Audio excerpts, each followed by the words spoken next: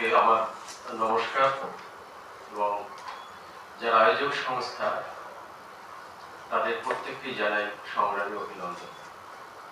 বিশেষ করে আমাকে আমার বাড়ি যেহেতু মালদায়, ফলে কলকাতা থেকে অনেকটাই দূরে আমার অবস্থান।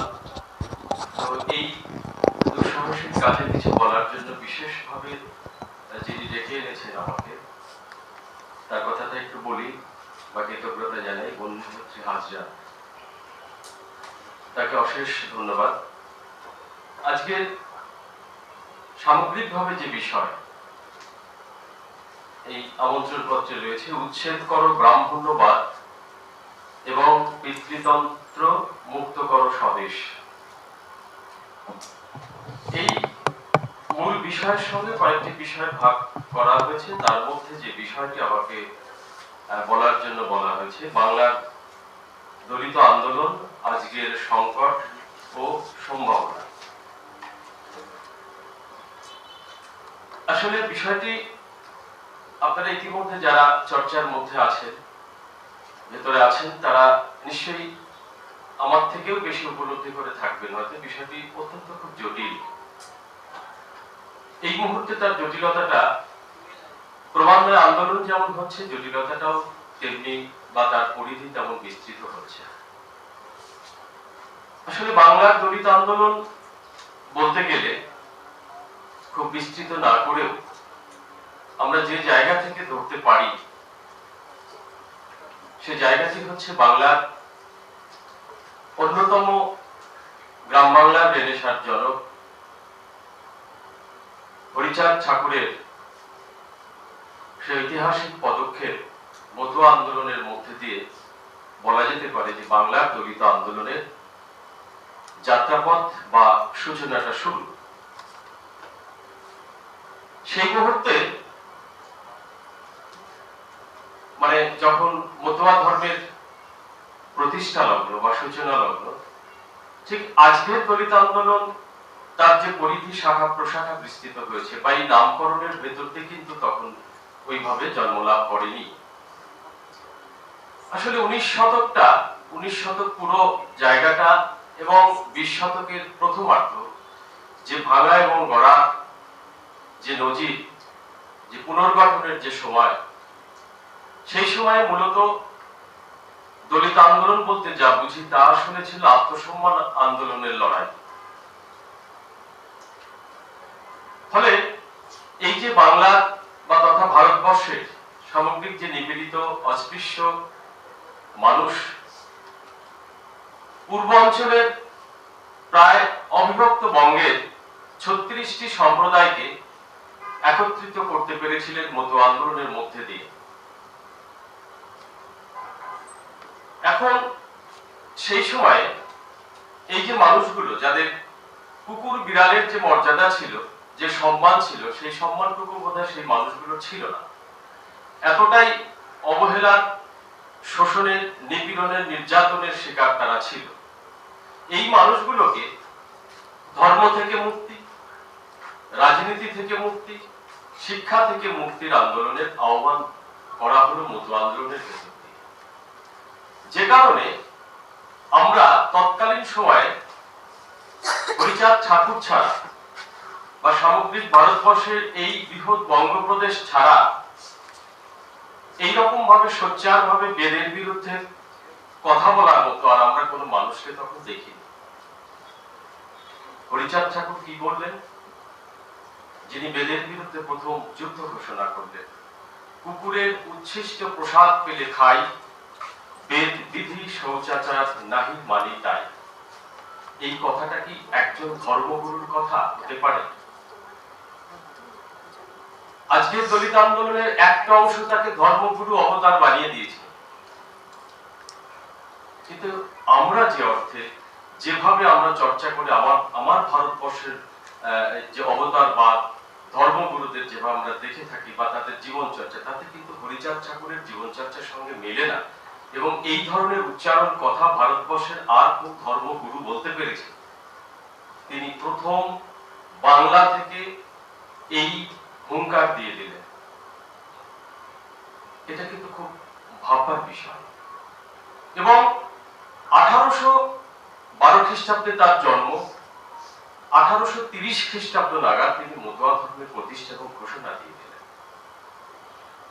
বয়সের হিসাব করে দেখুন কত কম বয়স তখন।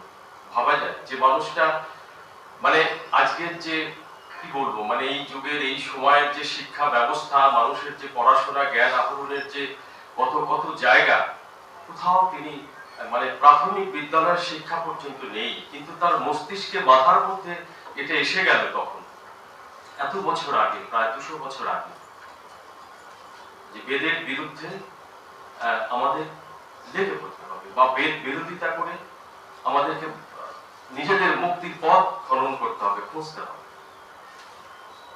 এরকম হরিচাঁদ ঠাকুরের মানে প্রেক্ষিতটা একটু বুঝে না নিলে তারপরে আমি এই বর্তমান সময়ের দিকে একটু আসবো। এইটা আগে বোঝার কথা, মানে আমাদের শেকড়টা গোড়াটা ধরা উচিত। এই অবস্থায় তার সুযোগ্য সন্তান তিনি আরো বিপ্লবাত্মক হয়ে উঠলেন, মহাত্মা গুরুচাঁদ ঠাকুর। দেখুন বাবার এই যে সেই যে মতুয়া আন্দোলনের মূল স্বর, মূল জায়গা, যে কুকুরের উচ্ছিষ্ট প্রসাদ পেলে খাই, বেদ বিধি শৌচাচার নাহি মানি তাই, গুরুচাঁদ উপলব্ধি করলেন যে এই কথাটা, এর সারমর্মটা বুঝতে গেলে এবার দরকার এডুকেশন, শিক্ষা। কারণ আমার মানুষ যেভাবে 3-4 হাজার বছর ধরে যেভাবে ব্রাহ্মণ্যতন্ত্রে ব্রাহ্মণ্যবাদের মধ্যে ডুবে রয়েছে, শোষণ পীড়ন নিপীড়ন মার খেতে খেতে নির্যাতিত হতে হতে তবু ওই তন্ত্রকে আঁকড়ে ধরেই তারা মুক্তির পথ খুঁজছে, সেখান থেকে তাদের তুলে আনতে গেলে এডুকেশন, শিক্ষা ছাড়া কোনো গতি নেই। সে কারণে তিনি বললেন, মোর পিতা হরিচাঁদ বলে গেছে মোরে, স্বজাতিকে বিদ্যা শিক্ষা দিতে ঘরে ঘরে। বুঝুন জায়গাগুলো চেঞ্জ কিভাবে আসছে, এটা তিনি হাড়ে হাড়ে উপলব্ধি করলেন। শুধু উপলব্ধি নয়, এই পিতার আজ্ঞা বা নির্দেশকে ছড়িয়ে দেওয়ার জন্য মহাত্মা গুরুচাঁদ ঠাকুর, গ্রাম বাংলা রেনেসার প্রকৃত জনক গুরুচাঁদ ঠাকুর, তিনি এবারে পড়লেন মুশকিলে যে এই কথাগুলো তো মানুষের মধ্যে মন্ত্রগুলো দিচ্ছি, মানুষ শিক্ষাটা নেবে কোথায়, পাবে কোথায়? কারণ বর্ণ হিন্দুদের ব্রাহ্মণবাদী মানুষের, উচ্চবর্ণের মানুষের বিদ্যালয়ে শিক্ষায়তনে আমাদের নিম্নবর্গের মানুষের বিদ্যা শিক্ষার অধিকার নেই।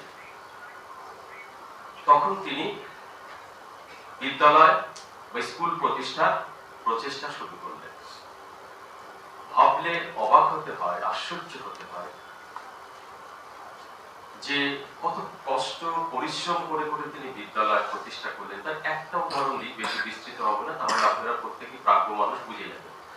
ঘর নেই, বাড়ি নেই, বাঁশ নেই, খুঁটি নেই, জায়গা নেই, মানুষের বাড়ি বাড়ি দৌড়ে দৌড়ে গিয়ে বললেন যে তোমরা যে খাবার খাও, বাড়িতে যে ভাত রান্না করে 1 মুঠ করে চাল প্রতিদিন সরিয়ে রাখো, 30 দিনে 1 মাস শেষ হবে, আমার লোক আসবে, সেগুলো সংগ্রহ করবে। ওই চালগুলো নিয়ে বিক্রি করে বাঁশ খুঁটি দিয়ে যেটুকু পারতেন করতেন, না হলে মানুষের গোয়াল ঘরে ঘরে তিনি স্কুলের ব্যবস্থা করলেন। কিরকম সেই স্কুলগুলো? সকালবেলা গরু ছাগল মাঠে বেরিয়ে যেত, রাখাল নিয়ে চলে যেত, এমন বাড়ি বা গোয়াল ঘরে গিয়ে উনি 2 ঘন্টা 3 ঘন্টা 4 ঘন্টা পড়াশোনার ব্যবস্থা করলেন। এইরকম স্কুলের সংখ্যা তৎকালীন বাংলায় প্রায় 1836টা বিদ্যালয়ের কথা আমরা জানি। হ্যাঁ, অনেকে বলেন যে সে তার ইতিহাস নেই, ঠিকানা নেই, সেগুলো নেই, পাওয়া যায় না। ওই যে বললাম, গোয়াল ঘরে যদি স্কুল হয়, বিদ্যালয় হয়, তার সেই অ্যাড্রেস বুক কি করে থাকে? ঢাকা ডিভিশনে তিনি তৈরি করেছিলেন প্রায় 1000 খানেকের উপরে বিদ্যালয়। সেখান থেকে মানুষ, বাংলার নিম্নবর্গের মানুষ, দলিত মানুষ, তারা বিদ্যা শিক্ষা ধীরে ধীরে গ্রহণ করতে লাগবে শুরু। এবং তিনি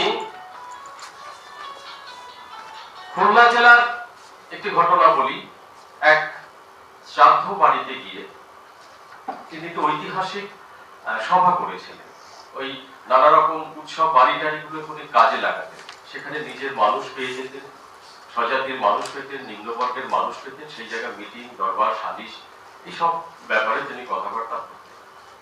তো সেখানে শোনা যায় তৎকালীন সময় প্রায় 1006 মানুষ উপস্থিত ছিলেন, তার মধ্যে তিনি আরেকটু ঐতিহাসিক কথা বলেছিলেন। সমাকারে বলি আমি, যদি মানব মোড়ে, অবিদ্যান পুত্র যেন নাহি থাকে ঘরে, খাও বা না খাও তাতে কোনো দুঃখ নাই, ছেলে পেলে শিক্ষা দাও এই আমি চাই। চিন্তা করুন, এগুলো ধর্মগুরুদের কথা? একদমই নয়। প্রত্যেকটা কথাই বিপ্লবাত্মক কথা, সমাজ বদলের কথা, স্বজাতিকে উদ্বুদ্ধ করার কথা, আত্মসম্মান প্রতিষ্ঠার কথা। এবারে এই বাংলার এই আন্দোলনটা ফসল কিন্তু আমরা অবিভক্ত বাংলাতেই দেখতে পেলাম। আপনারা জানেন, সেসব ইতিহাসে পড়েছেন, চর্চা করেছেন, যে অবিভক্ত বাংলায় শিক্ষা আন্দোলনের পাশাপাশি কিভাবে তারা রাজনীতিতে তাদের প্রবেশ ঘটতে থাকে, ব্রিটিশের কাছ থেকে অধিকারগুলো আদায় করা, তৎকালীন বিধানসভায় প্রতিনিধি প্রেরণ করা, এগুলো কিন্তু হতে থাকে। তার এই মতো আন্দোলনের সর্বশ্রেষ্ঠ ফসলের কথা আপনারা জানেন, মহাপ্রাণ যোগেন মন্ডলের কথা। সে এক দীর্ঘ ইতিহাস, এক আলোকিত মানুষ, এক উজ্জ্বল নক্ষত্র, জ্যোতিষ। এবারে এইভাবে যখন চলতে থাকলো বাংলার দলিত আন্দোলনটা, এবং আজকে আপনারা এটাও জানেন যে কতটাই তখন দলিত আন্দোলন আস্তে আস্তে ব্রিটিশ ভারতে প্রতিষ্ঠা পাচ্ছিল, যার ফলে আম্বেদকরের মতো মানুষ, যাকে মহারাষ্ট্র থেকে নির্বাচনে তার স্বজাতি, তার সম্প্রদায় ভোটে পার্লামেন্টে বা অ্যাসেম্বলিতে পাঠাতে পারছে না, ব্যর্থ হচ্ছে, তখন যোগেন মন্ডল তাকে বেঙ্গল প্রভিন্স থেকে তাকে কিন্তু প্রেরণ করলেন। এটা কিন্তু ওই মতো আন্দোলনের একটা বড় ফল। এরকম আন্দোলনটা ধীরে ধীরে ক্রমান্বয়ে যখন বিস্তৃতি লাভ করতে শুরু করলো, এমন সময় বাঙালিদের জীবনে খুব মর্মান্তিক একটি ঘটনা ঘটলো, সেটা হচ্ছে দেশভাগ বা বাংলা ভাগ। আমরা দেশভাগের কথা বলি, আসলে তো দেশভাগ হয়নি, হয়েছিল পূবের বাংলা ভাগ আর ওদিকে পাঞ্জাব। পাঞ্জাবিরা, শিখেরা যেহেতু সংঘবদ্ধ, অত্যন্ত মিলিটেন্ট জাতি, তারা অনেক কিছু গুছিয়ে নিতে পেরেছে। সর্বোপরি তাদের মধ্যে যেহেতু হিন্দু মুসলিম বলে কোনো দুটি সত্তা নেই স্বতন্ত্র, ফলে ব্রাহ্মণ্যবাদী শক্তি তাদের ভিতরে বিভাজন ধরানোর কাজটি খুব একটা ত্বরান্বিত করতে পারে। কিন্তু আমাদের এই পূবের দিকে এত বৃহৎ একটি জাতি, যাদের যুদ্ধ করার, রক্ত দেওয়ার অনেক নানা রকম ঐতিহ্য আছে, তা সত্ত্বেও আমরা আমাদের সোনার বাংলাকে ঐক্যবদ্ধ রাখতে পারি না। যারা রাখতে পারত, যদি আরো কিছু যোগেন মন্ডল তৈরি হতো, তাহলে হয়তো রক্ষা করা যেতে পারত। কিন্তু দিল্লির ব্রাহ্মণ্যবাদী মনোবাদী শাসক, এরা যেহেতু জানে যে ব্রিটিশ তাড়ানো জাত, ব্রিটিশকে উৎখাত করা জাত, বিপ্লবী শক্তি, অত্যন্ত সংঘ শক্তি সম্পন্ন জাত, সর্বোপরি বাংলা থেকে এই মুহূর্তে যেভাবে মতো আন্দোলন, দলিত আন্দোলন যেভাবে টগবগিয়ে ফুটছে, উঠছে, প্রসার লাভ করছে, সুতরাং এই মুহূর্তে এখনই বাংলা ভাগ করে এদের ছতির দেহের মতো তছনছ করে না দিলে, অদূর ভবিষ্যতে দিল্লিতে বা দিল্লির মসনদে আমাদের আধিপত্য বিস্তার করে করে কমে খাওয়াটা বোধহয় আর চলবে না। ফলে তারা যা করবার তাই করবে। এই বাংলাটা ভাগ করে দেবার ফলে যে দলিত আন্দোলনের উদ্ভবটা আমরা দেখতে পেয়েছিলাম, সেটা সত্যি সত্যি প্রচন্ড ভাবে তার গতিটা ব্যাহত হয়ে গেল। যোগেন মন্ডল ওপারে পড়ে গেলেন, আম্বেদকর এপারে থাকলেন, সমস্যা নানা রকম ভাবে তৈরি হতে থাকলো।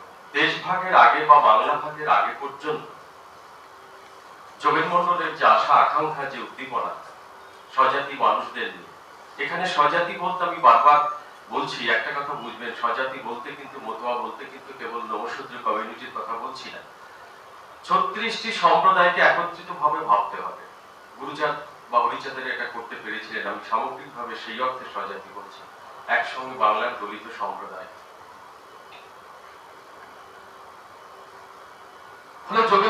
1950 সালের 15ই সেপ্টেম্বর তিনি এপারে চলে এলেন।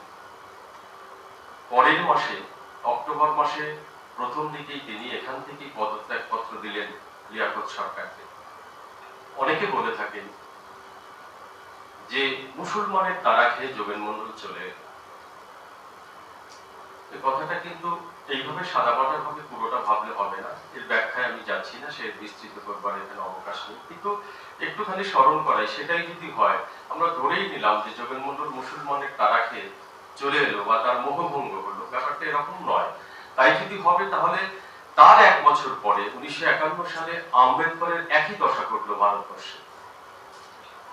তাকেও নেহরু সরকারের কাছে পদত্যাগ পত্র লিখতে হলো, যেখানে মুসলমানের ব্যাপার তো নেই, সংখ্যা দিকে 70-75% মানুষ হচ্ছে অব্রাহ্মণ সম্প্রদায় বা দলিত নিপীড়িত মানুষের সম্প্রদায়। আম্বেদকরকে কেন পদত্যাগ পত্র দিতে হলো? এই কথাগুলো আমরা আনি না, এই কথাগুলো বলি না। আসলে যোগেন মন্ডল মুসলমানের তারা খেয়ে এলো, তার ভ্রান্তি ঘটলো, ঠিক হয়েছে, এই কথাটা ভাবনাগুলোই হচ্ছে ব্রাহ্মণ্যবাদী মূল্যবোধ। তারা খুব সুচারুভাবে এই কথাগুলো দলিতদের নিপীড়িত মানুষদের মধ্যে এটা প্রচার করে, যাতে তাকে মানুষ ভুল বুঝুক, তার থেকে মুখ ফিরিয়ে থাকুক, তাকে খনন না করুক, তার ইতিহাসটা মানুষ না জানে। এটা অত্যন্ত দুঃখের এবং বেদনার। যোগেন মন্ডলকে ওইভাবে ওইটুকুর মধ্যে দিয়ে মূল্যায়ন করলে কিন্তু সবটা পাওয়া যাবে না।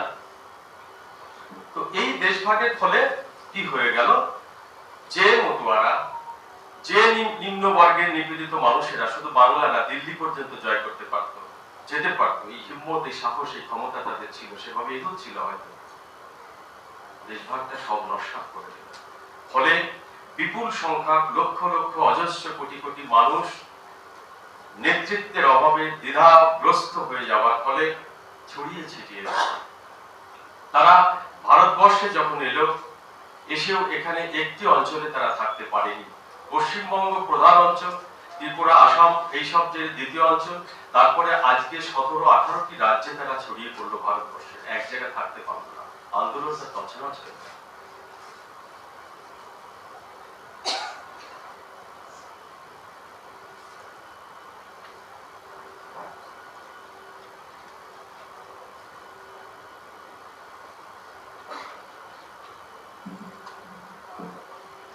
এরকম পরিস্থিতিতে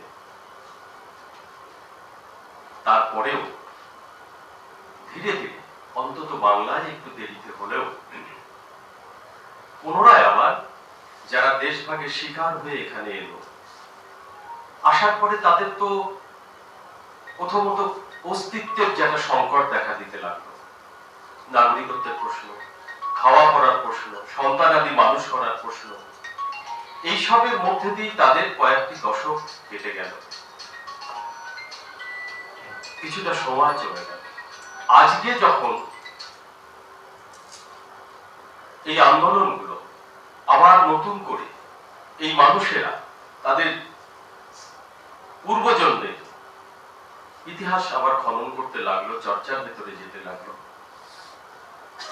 তখন নতুন করে আবার ব্রাহ্মণ্যবাদী দিল্লির শাসকেরা আবার সমস্যা দিতে লাগলো এর সাথে। তারা দেখলে এখন দেশভাগ, বাংলা ভাগ আর তো সম্ভব নয়। ওই ঝাঁকুনিটা দেবার পর তারা অঙ্কটা করেছিল বোধহয় এরা সারা জীবনের মতো পঙ্গু হয়ে গেল বা যাবে, আর হয়তো উঠে দাঁড়াতে পারবে না, বা রাজনৈতিক ক্ষমতা দখলের আর চেষ্টা করতে পারবে না।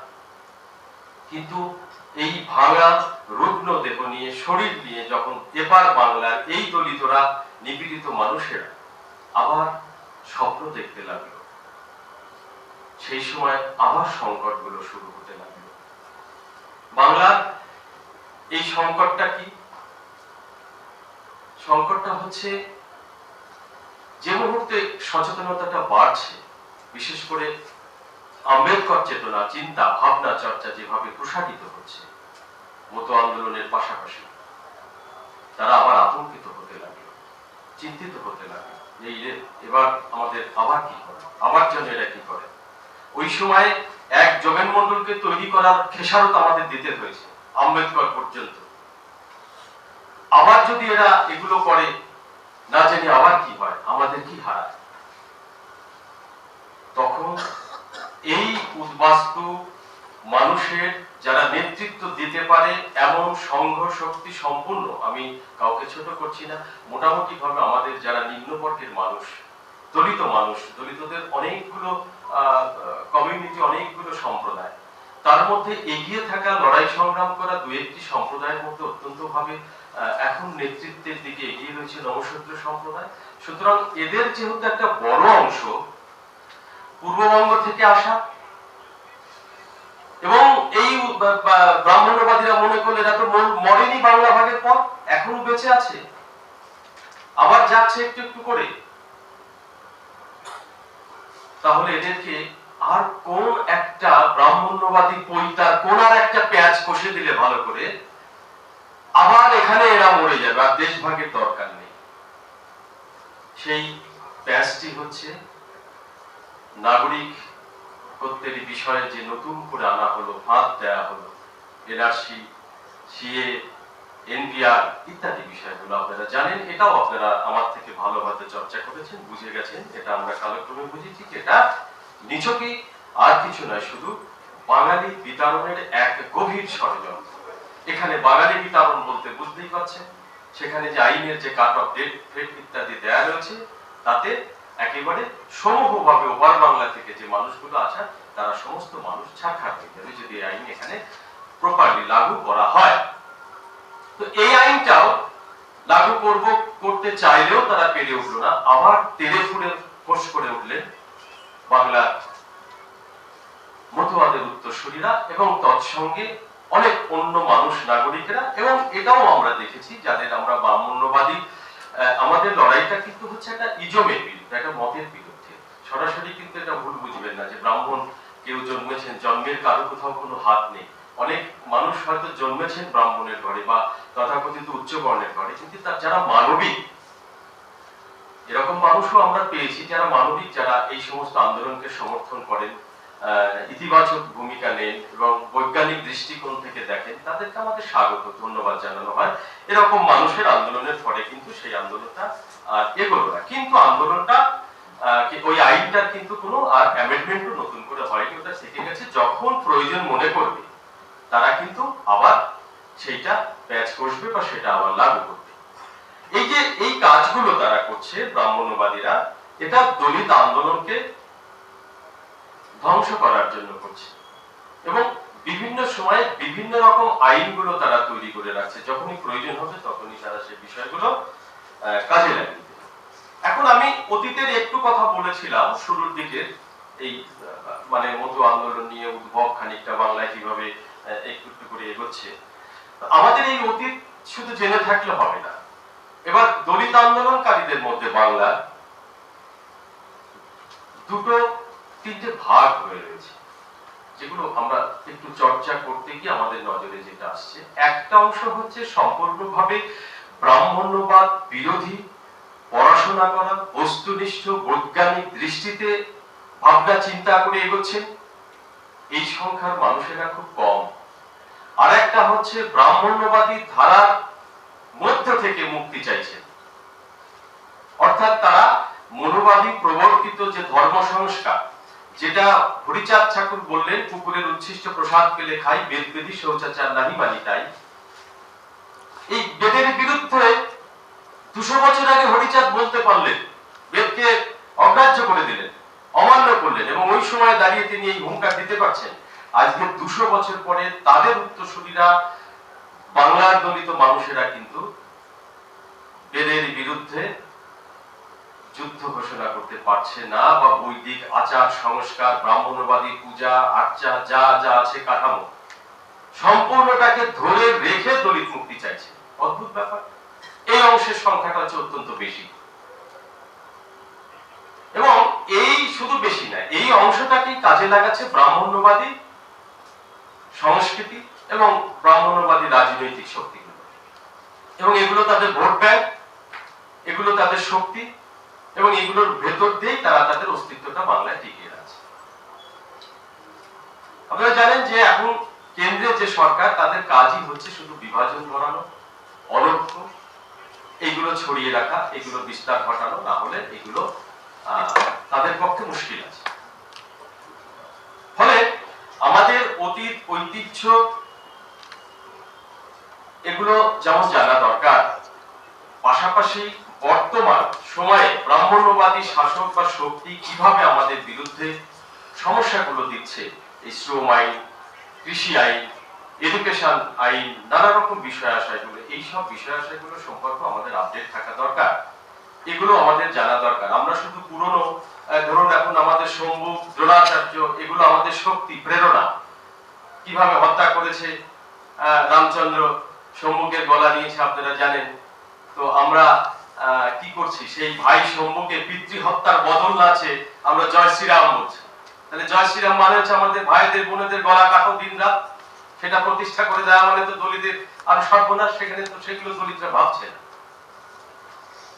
দ্রোণাচার্যের ইতিহাস, এগুলো আমাদের প্রেরণা, ওই চরিত্রগুলো আমাদের প্রেরণা, কিন্তু আমাদের এগুলো যেমন জানতে হবে, ইতিহাস, পুরাণ, ধর্ম ইত্যাদি রূপ, তারপরে বর্তমান সময়ের পরিস্থিতিটার দিকে আমাদের তাকাতে হবে, দেখতে হবে যে বর্তমান শাসক, ওদের যেমন একটা পরম্পরা রয়েছে শাসনের, তোষণের, নিপীড়নের, আমরা শোষিত মানুষের আমাদের একটা পরম্পরা রয়েছে। সেই পরম্পরা হচ্ছে আমরা শেকড় থেকে যেমন বিচ্যুত হব না, শেকড়টাকে ধরতে হবে, বুঝতে হবে। যেটা এখনকার তরুণ প্রজন্ম বা অনেকেই এই শেকড় বোঝেন, শেকড়কে ধরে আঁকড়ে থাকেন, বর্তমান সময়ের আন্দোলনটাকে কোন অভিমুখে নিলে কাজ হবে সেটা আবার বুঝবার চেষ্টা করেন না। ফলে আন্দোলনটা হয়ে রয়েছে বর্তমানে ওই যে দ্বিমুখী, দ্বিমুখীর থেকে আবার তার আবার অনেক শাখা পোশাখা আছে, সাংঘাতিক ব্যাপার। সেটা কি রকম? এই যে দলিতরা, মানে আমরা একসঙ্গে যখন বলে আমরা দলিতরা, এই আমরাটা আসলে এক আমরা নয়। আমরা নমশূদ্র, আমরা পণ্ড ক্ষত্রিয়, আমরা মানব, আমরা দুলে বাগদি, আমরা আদিবাসী, আমরা ইত্যাদি ইত্যাদি, এরকম অসংখ্য আমরা। এবং এখন যত দিন যাচ্ছে দেখবেন ওই আমরা নামক সংগঠন অনেক রকম হচ্ছে, বিকশিত হচ্ছে। আমি সেটা খারাপ বলছি না, ভালো। সে সচেতনতা বা সাজাত্য বোধ, তার সংস্কৃতি, তার ইত্যাদি চর্চা ভালো, কিন্তু সামগ্রিকভাবে ব্রাহ্মণ্যবাদকে উৎখাত করতে হবে, উচ্ছেদ করতে হবে। নতুন করে স্বদেশ, এই যে স্লোগান রয়েছে যে মুক্ত করো স্বদেশ, সেটা যদি আমরা চাই তাহলে আমাদের তো সব খন্ড খন্ড আমিগুলোকে একটা আমিতে নিয়ে আসতে হবে। না হলে ব্রাহ্মণ্যবাদীরা এগুলো দেখছে আর হাসছে যে যতদিন তোরা এই ছোট ছোট আমিতে ডুবে থাকবি, তার মধ্যে আবার আমাদের সহযোগী সত্তা সংখ্যালঘু ভাইয়েরা আছে, তাদের আবার একটা আমি আছে, তাদের মতো করে তাদের মধ্যে আবার সমস্যা হচ্ছে, তাদের সঙ্গে সামগ্রিকভাবে যে যারা দলিত, আদিবাসী, তাদের আবার সমস্যা হচ্ছে। তারাও চায় যে ব্রাহ্মণ্যবাদ উচ্ছেদ হোক, গণতন্ত্র আসুক, সাম্যবাদ আসুক, ইত্যাদি আসুক, কিন্তু মুশকিল হচ্ছে তাদের সঙ্গে আবার এই দলিত আন্দোলনকারীদের চিন্তাটা অনেক সময় এক সুরে গাঁথে না। কেন? তার একটা কারণ রয়েছে, ধর্মগত চেতনা। কারণ সংখ্যালঘু ভাইদের মানুষ যখন ব্রাহ্মণ্যবাদ উচ্ছেদ করতে তারা মিছিল মিছিল আসছে, বা তাদের জীবন চর্চা যখন দেখা যাচ্ছে, তাতে দেখা যাচ্ছে তারা তাদের যাওয়ার একটা ধর্ম রয়েছে, মানে ইসলাম ধর্ম বা তাদের যে বিষয়টা, তারা কিন্তু সেটা থেকে ঝেড়ে কেশে মুক্ত হয়ে আসতে পারছে না। ফলে কি হচ্ছে, একটা অবিশ্বাসের জায়গা তৈরি হচ্ছে, এটা বড় সংকট, একটা অবিশ্বাসের জায়গা। কারণ এই যখনই ব্রাহ্মণ্যবাদ উচ্ছেদ করতে চাইবো, এর বড় জায়গাটাই হচ্ছে একটা মানে ধর্মের প্রতি একটা অবিশ্বাস, একটা নেতিবাচক ধারণা। এটা না হলে তো লড়াইটা তো করা যাবে না। আমি যখনই ধর্মটাকে পুরো মাত্রায় ধরে থাকবো, বিশ্বাস করব, তাহলে কিন্তু এই আন্দোলনটা করা যাবে না। ফলে এই পরিচয়টা আগে দিতে হবে। সেই জন্য দলিত আন্দোলনকারীদের মধ্যে যারা সচেতন, তাদের বুঝতে হবে এই জায়গাগুলো, এই যে বৈপরীত্যের জায়গা, দ্বন্দ্বের জায়গা, অবিশ্বাসের জায়গা, অশ্রদ্ধার জায়গাগুলো কিভাবে তৈরি হচ্ছে, কিভাবে দাঁড়াবাচ্ছে জায়গাগুলো। সেই জায়গাগুলো যদি আমরা নির্বাচন করতে না পারি, সেটা হবে।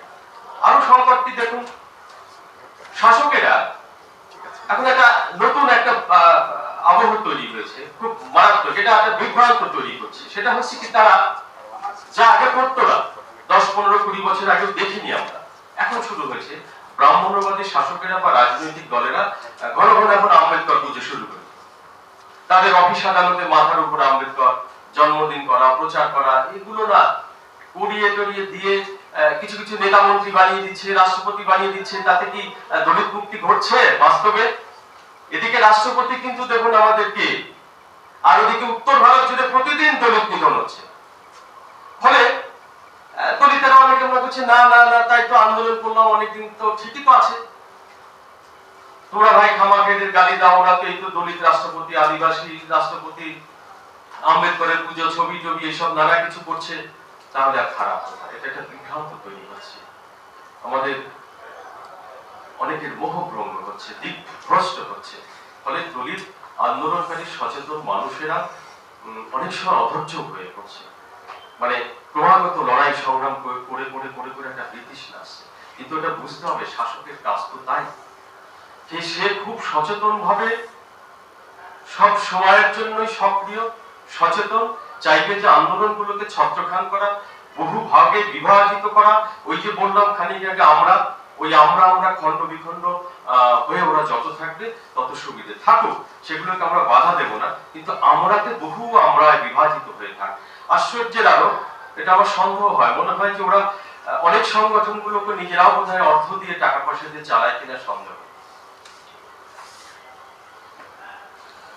ফলে এই আম্বেদকরকে যেভাবে ওরা আত্মস্থ করছে বর্ণবাদীরা, ব্রাহ্মণ্যবাদীরা, সেটা একটা নতুন ধরনের সংকট তৈরি হচ্ছে, সন্দেহের দানা বাঁধছে এবং আমাদের আন্দোলনগুলোকে বা এই দলিত আন্দোলনগুলোকে ব্যাহত করছে। এখন সমাধান এক কথায় বলা খুব মুশকিল, আমার পক্ষে তো আরোই মুশকিল। কারণ প্রতি কলকাতা হচ্ছে একটা কেন্দ্র জায়গা, এই কেন্দ্রগত এই জায়গা থেকে যেভাবে আন্দোলনের রূপরেখা তৈরি হওয়া, এখানে যত নেতৃত্বের সংখ্যা, বুদ্ধিজীবীদের সংখ্যা, পড়াশোনা করা মানুষের সংখ্যা তো এই অঞ্চলে খুব বেশি। তো আমরা সুদূর উত্তরবঙ্গ বা প্রান্ত থেকে সবসময়ের জন্য আমাদের প্রত্যাশা একটা থাকে যে এখান থেকে সত্যিকারের আন্দোলনগুলো উঠে আসে, আমরা সেই আন্দোলনগুলোতে যুক্ত হব। কিন্তু দেখুন অত্যন্ত বেদনার এবং কষ্টে, আমি তো প্রায় 20-25 বছর প্রায় হয়ে যাবে, হ্যাঁ তা হবে, এতদিন ধরে আমি মানে আমার প্রায় ছাত্র অবস্থার শেষ দিক থেকে আমি কিন্তু কলকাতায় আসা যাওয়া করি, আপনাদের মধ্যে আসি, এই যে আজকেও যেমন এসছি ডাকে। আমাদের আসা খুব সহজে হয়ে ওঠে না, খুব কষ্ট করে আসতে হয়, ট্রেনের টিকিট কাটা, নির্দিষ্ট সময়ের মধ্যে কাটা, অনুষ্ঠান একটায়, তার আগেই ভোরবেলা নেমে কোথায় দাঁড়াবো, কোথায় বসবো, কে দেবে জায়গা, কে করবে, নানা রকম ব্যাপার ট্যাপার মধ্যে দিয়ে আমাদের আসা। তবুও আমি 25 বছর ধরে কলকাতায় এসে এসে আশা হত যেমন হচ্ছে প্রতিনিয়ত দলিতদের আন্দোলন দেখে, আবার একবার সেই শিশিঘাসের মতো আমার অবস্থা, আবার হতাশ হয়ে গিয়ে ফিরে আবার প্রত্যাশা জাগে মনে, কোথাও দেখি এবারে যাই, এবারে কারা ডাকছে, হয়তো নতুন কোনো আলোকিত দিক উঠে আসতে পারবে, কিন্তু বারবার করে সেই আমি যেন শিশিঘাস হয়ে যাই। এর বড় কারণ হচ্ছে বস্তুনিষ্ঠভাবে বৈজ্ঞানিক দৃষ্টিকোণ থেকে একটা সুসংহত আন্দোলন তৈরি না করতে পারা, এটা একটা বড় জায়গা, একটা বড় সংকট। আমার কাছে অনেক প্রবীণ মানুষ আমি দেখছি যারা আমাকে চেনেন, তাদের সঙ্গে এমনিতেও ফোনে বিভিন্ন সময় কথা হয়, ফোন টোন করেন, তারাও একটা হাহাকার আমরাও করি, করতে পারি না। এখন কেন, কিসে, কি হচ্ছে, এর এক কথায় এক সংজ্ঞায় একটা বাক্যে এগুলো বলা টলা খুব মুশকিল, অনেক রকম বিষয় আসে আছে। শুধু আশ্চর্য হই এটা ভেবে যে চিন্তা করুন, যোগেন মন্ডলের মতো একটা মানুষ, অবিভক্ত বাংলায় একটা লোক, তার সেইভাবে রাজনৈতিক দল একটা প্রতিষ্ঠা করলো, তার কোনো সেইভাবে বিস্তৃতি নেই, তা না থাকলেও তিনি যেভাবে এই নিপীড়িত মানুষের, দলিত মানুষের থেকে 12-14টা এমএলএ এমপি কে একত্রিত করে যে ঝাঁকুনিগুলো দিলেন ব্রিটিশ সরকারকে এবং তৎকালীন বাংলা সরকারকে দিয়ে দলিত মানুষদের জন্য যে অধিকারগুলো আদায় করতে পারলেন, আজকে আমরা এখানে এতগুলো আমাদের এমপি তৈরি হয়, এই নদিয়া থেকে শুরু করে রানাঘাট, উত্তর 24 পরগনা বিস্তৃত অঞ্চল জুড়ে নিম্নবর্গের কত এমপি। আজকে বিধানসভার চেহারাটা দেখুন, নেতৃত্বে কারা, কেন্দ্রের দিকে প্রয়োজনই নেই, ওখানে তো কোনো আরোই জায়গা নেই। উত্তর ভারতের ব্রাহ্মণ্যবাদীদের যা দাপট, যা প্রভাব, প্রশ্নই আসে না। এখানেই আমরা শুয়ে পড়ছি, নুয়ে ফেলা হচ্ছে আমাদের। এর বড় একটা কারণ হচ্ছে আমাদের মধ্যে অনৈক্য। দলিত মানুষদের মধ্যে কোনো ঐক্য নেই। এই ঐক্যটা নেই বলে অসংখ্য সংগঠন প্রতিনিয়ত বাজাচ্ছে, প্রতিনিয়ত জন্মলাভ করছে, মৃত্যু হচ্ছে, জন্মলাভ করছে, মৃত্যু হচ্ছে। একটা থেকে দুটো, দুটো থেকে পাঁচটা, প্রচুর ডালপালা, শাখা প্রশাখা ঢুকিয়ে গেছে। সবার মাথার উপরে আবার আম্বেদকর। এবং রাজনৈতিক দলগুলো, দলিতদের যে পলিটিক্যাল দল, যেটা আম্বেদকর প্রথম তৈরি করেছিলেন, রিপাবলিকান অফ ইন্ডিয়া, সেগুলো বহু শাখা বিভক্ত হয়ে ভেঙে চুরে নানা রকম ভাবে হয়ে গেছে। তারাও ঠিকঠাক দাঁড়াতে পারছে না। এখন তো অনেকগুলো দল, সদ্য একটা তৈরি হয়েছে বিএনপি, বহুজন মুক্তি পার্টি, বিএসপি তো রয়েছেই, রিপাবলিকান পার্টির শাখা টাকা আছে, আরো আরো আরো হয়েছে, বহুজন মূল নিবাসী মুক্তি পার্টি, অনেক। আবার দেখুন আর একটা ধারা তৈরি হয়ে গেছে দলিতদের মধ্যে। এই যে কত নাম, দলিতদের মধ্যে কত নাম। আজকে হয়তো দলিত এই শব্দটা বেশি মান্যতা পেয়ে গেছে বা খানিকটা সময় আদায় করে নিয়েছে, যে কোনো কারণেই হোক, হতে পারে। এখন নামে যেমন অনেক সময় অনেক কিছু আসে যায়, আবার তো অনেক সময় যায় না। এখন এই দলিতদের মধ্যে আবার এই নামকরণ নিয়েও আবার কামড়াকামড়ি বাঁধিয়ে দেওয়া হচ্ছে। এটা নিজেরা বাঁধাচ্ছে না, বাঁধানো হচ্ছে। কি আশ্চর্য! কাজের কাজটা পেলে এই দলিত নামে আমরা থাকবো না, কি নামে? মূল নিবাসী। আবার মূল নিবাসীতেও হচ্ছে না, মূল ভারতীয়। অনেক রকম সব ব্যাপার। এই নামকরণ, সংগঠন, দক্ষিণ পাড়াটা ঠিক না, বাদিকেরটা ঠিক না, এই সবের মধ্যে দিয়ে এরা যতখানি ব্যস্ত থাকে, ততখানি ব্যস্ত হয়ে ওঠে না পড়াশোনার দিকটা, ইতিহাস চর্চা, বিজ্ঞান চর্চার দিকটা, আর ব্রাহ্মণ্যবাদী শক্তির বিরুদ্ধে লড়াই করবার জন্য যে বিপুল ঐক্যবদ্ধতা তৈরি হওয়া মানুষকে, সেই চর্চাটা খুব কম।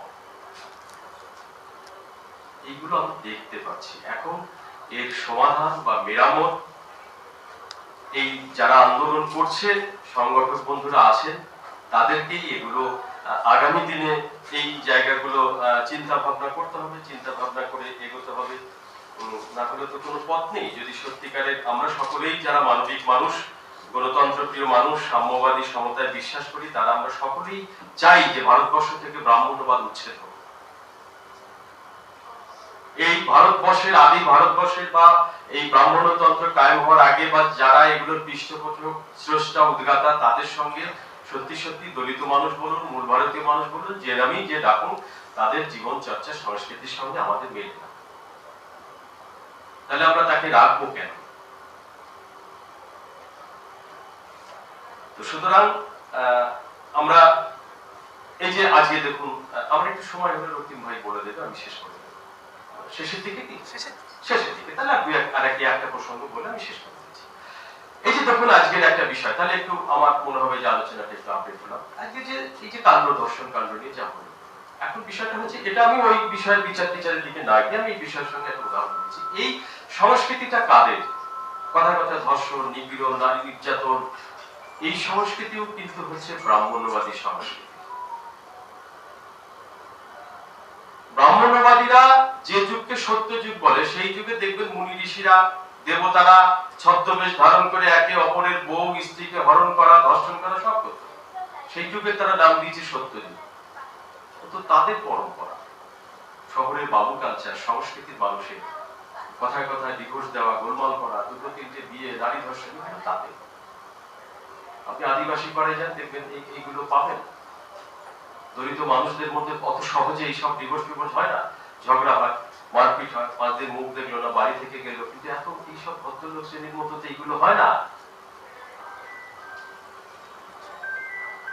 তাহলে ওদের সংস্কৃতি, ওরা এগুলো লালন পালন পরিচর্যা করছে, আর প্রকাশ্যে বলছে অসুর বধ করতে হবে। অসুর মানে যা শাস্তি চাই, যে ধর্ষণ করেছে ইত্যাদি। কেন অসুরকে কেন? এখন অসুর জাতির মানুষেরা যদি খেপে খেপে রেগে উত্তেজিত হয়ে বলে, পাল্টা যদি অন্য কিছু বলে, সেটা ভালো শোনাবে? পশ্চিমবঙ্গে সরকারি তালিকাভুক্ত 40টি আদিবাসী কমিউনিটি গোষ্ঠী, তার মধ্যে প্রথমে শীর্ষে রয়েছে অসুর সম্প্রদায় নাম। সে জাতির মানুষ আমাদের রাজ্যে আছে। অসুর উৎসব হয় প্রতি বছর বড় করে পুরুলিয়া, মালদা আমার জেলায় রাজ্যের দ্বিতীয় বৃহত্তম অসুর উৎসব। দুটো বড় প্রোগ্রাম হয়, সবাইকে আমন্ত্রণ জানাচ্ছে, আসবেন, দেখবেন। তাহলে সেই জাতির মানুষেরা যদি প্রকাশ্যে দিবালোকে ওই একটা পুজো চালু করে যে ব্রাহ্মণ বধ হচ্ছে, অসুর ব্রাহ্মণকে মারা হচ্ছে, ভালো লাগবে কাল থেকে? এটা তো চলে না। কিন্তু যেহেতু দীর্ঘকাল ধরে ওই মিথ্যেটা চালিয়ে দেওয়া হয়েছে, জনমানুষে গেঁথে দেওয়া হয়েছে, যারা বধ হচ্ছে তারাও ওটা মেনে নিয়েছে। দেখতে দেখতে এর তো একটা সংস্কৃতি আছে, দেখা শোনা লাগাতার, মিথ্যেও শুনতে শুনতে সত্য মনে হয়, দেখতে দেখতে দেখতে দেখতে মিথ্যে মনে হয় এটাই ঠিক, ঠিক টিভির বিজ্ঞাপনের মতো। এইভাবে এটা করা হয়েছে এবং গালি দেওয়া হচ্ছে অসুর বধ। কিন্তু আজকে এই দলিত মানুষরা, পড়াশোনা করা মানুষ, এগিয়ে থাকা মানুষ, প্রাজ্ঞ মানুষের এগুলো ভাববেন না, এগুলো বিরোধিতা করবেন না। এগুলো আমাদেরকে এই যে জায়গাগুলো বলছিলাম, যে সামগ্রিকভাবে এই বিষয়াশয় গুলো নিয়ে চিন্তা করতে হবে। না হলে এই শুধু একটা জায়গায় ওই শেকড়, হরিচাঁদ এই বলে গেছে, গুরুচাঁদ এই বলেছে, আম্বেদকর এই বলেছে, এইগুলো বারবার বারবার করে সভা সমিতি গেলে এক কথা বারবার বলা হয়, অথবা ওটা বাদ ওটা বাদ। বর্তমান শাসককে বুঝিয়ে দেওয়া যে আমার পেছনে 200, 250, 500, 1000 খানিক লোক আছে, ডাকলে সিটি মারলে ওইখানে জমে যায়, বুঝিয়ে দিয়ে একটা টিকিট সংগ্রহ করা। এক শ্রেণীর দলিতরা সেটা করে। সত্যিকারের সামগ্রিক দলিত মুক্তির কথা না চিন্তা করে কিছুদিন দলিত দলিত করে যখন একটা টিকিট হয়ে যায় মনুবাদী দলের, ব্রাহ্মণ্যবাদী দলের, ব্যাস সে খুশি, তার পেট ভরলো, মন ভরলো, সে চুপচাপ বসে কাজ করে, স্বজাতি থেকে মুখ ঘুরিয়ে যায়। তার দ্বারা আর কোন সমাজ উপকৃত হয়। আজকে এই দলিত আন্দোলনের একটা মাখন ফসল হচ্ছে, তার সাংস্কৃতিক হচ্ছে দলিত সাহিত্য। সমগ্র কিছু সাংস্কৃতিক বিপ্লবটাই তো বড় বিপ্লব, দলিত সাহিত্য। এই দলিত সাহিত্য অন্যান্য প্রদেশে যেভাবে হলো, হতে হতে বেঙ্গলে তৈরি হলো, বাংলায় আমাদের এটা প্রতিষ্ঠা, সরকারিগত ভাষাটা প্রতিষ্ঠা। আজকে সেটাও একটা থতমত নড়বড়ে একটা অবস্থান, আমরা বছর 2-3 ঘুরতে না ঘুরতে এরকম একটা অবস্থান হচ্ছে। কারণটা এগুলো খুঁজতে হবে, কারণটা কি? অর্থাৎ ওই আম্বেদকর, যোগেন মন্ডল, গুরুচাঁদ নেতা হতে গেলে যে বৃহৎ ত্যাগ আদর্শ, যে উদারতা, মানুষকে আপন করে নেওয়ার যে ক্ষমতা, সেইটা বর্তমান নেতৃত্বের মধ্যে যথেষ্ট ঘাটতি আছে। ফলে নিচুতলার কর্মী সংগঠকরা নেতাদের কাছ থেকে যে ন্যূনতম যে শ্রদ্ধা, যে সমীহ, যে ভালোবাসা, তার একটা গ্যাপ তৈরি হয়ে গেছে। এটা আমরা বিগত এই 20-25 বছর ধরে বা 30 বছর ধরে এটা আমরা দেখে যাচ্ছি। এটার কোনো মেরামত বা সুরাহা হচ্ছে না। ফলে নেতৃত্বের যে সংকট, অসংখ্য নেতা দলিতদের, কর্মী কম। দলিতদের মধ্যে আর একটা বড় সংকট হচ্ছে কর্মী খুঁজে পাবেন না। দেখবেন 5 জন হয়ে গেলে একটা নেতা, কি সংগঠন অমুক, আমি সেক্রেটারি, সভাপতি, আমি শেষ কথা। আমি কলকাতায় কোনো কর্মী পেলাম না, কেউ বলে না ভাই আমি কাজ করি, খালি কথা আমার একটা সংগঠন আছে, আমার একটা এই আছে। সাংঘাতিক ব্যাপার। আমরা উত্তরবঙ্গে যে অনুষ্ঠান করি গর্ব করছি না, মানে যেহেতু আমাদের এই সংকটটা যে কোনো কারণে হয়তো এসে যাবে, দেখে দেখে শেখার একটা ব্যাপার থাকে, তো কোন দিন আমরা শুরু করে দেবো তার ঠিক নেই। আমাদের ওখানে খুব অদ্ভুত, দেখবেন গেলে, যারা গেছেন তারা দেখে এসছেন, যিনি বক্তা আলোচনা হয়ে গেলে উনি আবার জল বিলি করেন। খুব আশ্চর্য, এখানকার যারা দেখেছেন অবাক হয়ে গেলেন যে আপনাদের নেতা কোথায়? কেউ তো আমি করছে না। কলকাতায় অসংখ্য সংগঠন, অসংখ্য নেতা, সব আমি, আমরা আর আমি। দেখবেন আজকে আর আরো আশ্চর্য কি জানেন, আম্বেদকর না পড়ে, গুরুচাঁদ অধ্যয়ন না করে নিজেদের কথাকে আম্বেদকর গুরুচাঁদের ভাবনা কথা বলে চালিয়ে দেয়, এরকম নেতা দলিতদের মধ্যে অসংখ্য। সংকটটা বুঝতে পারছেন কত মারাত্মক। 6 মাস 8 মাস গেলে সংগঠনে থাকতে থাকতেই ব্যাস। আর বেশিরভাগ হচ্ছে আমাদের অত্যন্ত দুর্ভাগ্যের সব বাঁধানো মঞ্চে বক্তৃতা করা অভ্যাস। তো এখন নেতা কম দরকার, কর্মী বেশি দরকার, কাজের লোক। একটা অনুষ্ঠান হলে হ্যান্ডবিল বিলি করার লোক নাই, বক্তৃতা দেওয়ার জন্য সবাই নাই, আমার কথাটা কখন হবে? কিন্তু হ্যান্ডবিল বিলি করাটাও তো একটা কাজ। আমি একা একটা নিলাম তা না, 50 খানা নিয়ে 50 জন লোককে নেওয়ার দায়িত্ব নিতে হবে। আমি লিখিনি দরকার নেই, যেই লিখুক কথাটা আমার, এই ভাবনা নেই। যে যা করছে করুক, আমি কখন তেড়ে পড়ে ওই মাউথপিসটা পাবো, আমার কথা আমিত্বটা দাঁড় করে বাঁচি। ফলে এই লড়াই মারামারি কামড়াকামড়ি চলছে, ব্রাহ্মণবাদ মনোবাদ দেখে হাসছে। চা আর কিছুদিন, যতদিন না এটা চালিয়ে যাবি চা, সমস্যা নেই। এই জায়গা থেকে উত্তরণের পথ খনন করতে হবে। এটা আমার মনে হয়েছে খুব ক্ষুদ্র জ্ঞানের ভিত্তিতে আমার যেটুকু মনে হলো আমি বললাম। খুব কেউ কিছু আহত হলে বা কষ্ট পেলে আমাকে নিজ গুণে মার্জনা করবেন। ভালো থাকবেন সকলে। ব্রাহ্মণ্যবাদ ধ্বংস হোক, মানবিকতা বিকশিত হোক, এই আশা আহ্বান উদ্দীপনা রেখে আমার সংক্ষিপ্ত কথা শেষ করছি।